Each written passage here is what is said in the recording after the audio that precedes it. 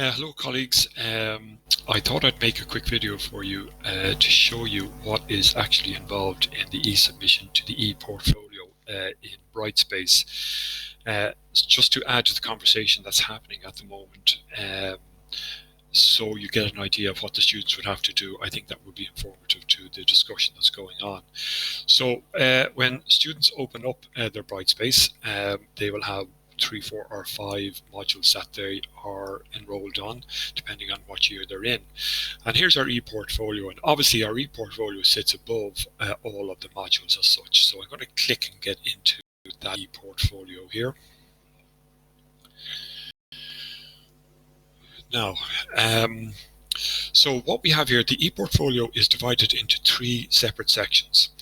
And the first section is this thing here called My Items. And My Items are the files, all the PDFs that we refer that the students have made and already submitted to your projects. And Brightspace refers to these PDFs as artifacts. Okay, so that's the first thing that has to be noted. The My Items is like a storage container. And you literally just upload all of your files into that storage container first, and I'm going to show you how to do that.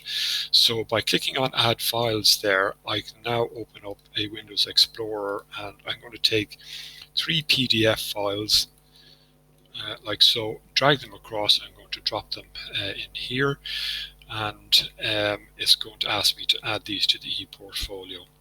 Now what I found is that Brightspace can take a few minutes to process, or maybe 20 seconds to process this, so that has to be taken account of as well.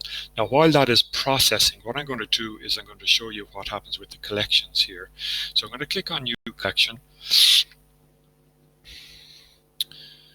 and the collections are going to be named, obviously,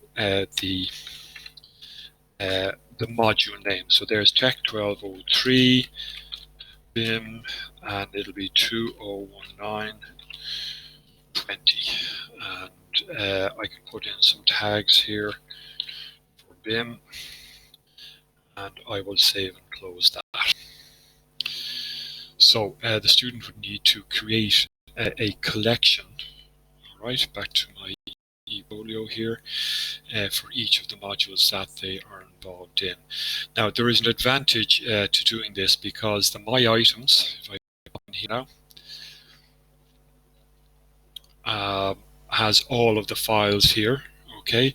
But if I wanted to share the TDS files or the BIM files or the building performance files with the external examiner, rather than the external examiner having to shift through all of the things that are down here, if I can organize them within the collections, then I can share the collections, and that makes it easier for the external examiner to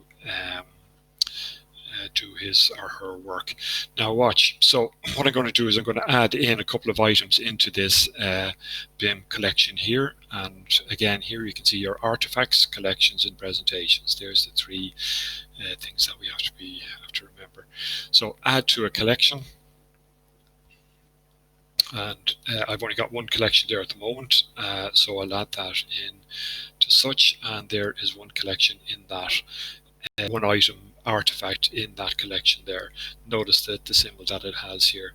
Now here's the interesting bit, is that I can hit the drop down box here and I can share this collection, and I can add users and groups. So if our external examiners are registered onto our Brightspace, we can pick them like so, if it's whatever they are, and you can do a little search for it here, and then actually add that person on, which means that they can go and view that collection.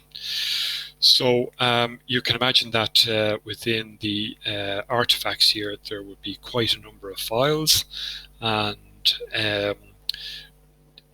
I suppose in some way the collections are filters to be able to gather up what's pertinent to each of the Brightspace modules. And so there is a bit of work involved in that, and you can see that these aren't even to the correct naming, and they would have to be renamed, so there's quite a bit of work in that too. I'll do a second video here now and show you the presentation.